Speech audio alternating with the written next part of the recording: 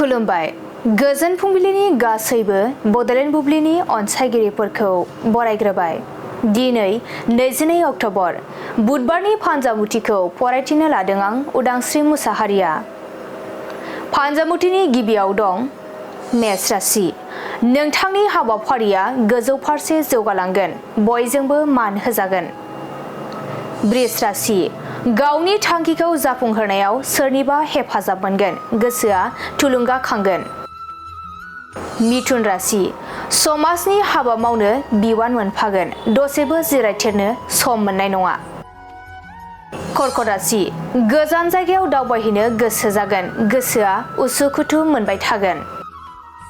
सिंह राशि। बेफार फालांगि खालामोब्ला गोबां मुलाम्फा जागोन, धोन दौलत आरजिना लानो हागोन। कन्या राशि।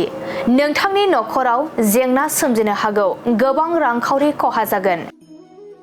तुला राशि। माबाफोर आनजाद होदोंब्ला उथ्रिसार जानो हागोन, खुसिनि सान जागोन। वृश्चिक राशि। गावनि अहंखारनि थाखायनो रांखावरि खहा जानो हागौ, गोसोखौ गाज्रि मोनगोन। धनु राशि। मोजां मोनलायनायनि गेजेराव अनलायनाया बांगोन, गोजोन खुसियै थानो हागोन।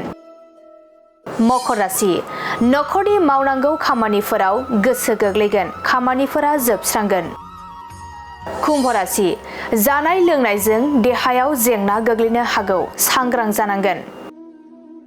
मीन राशि। नोंथाङा सोरजोंबा नांलायलायनाय जानो हागौ, गोसो हमथानाया गाहाम।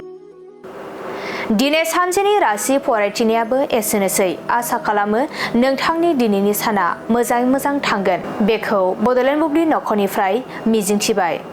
गोजोन्थों।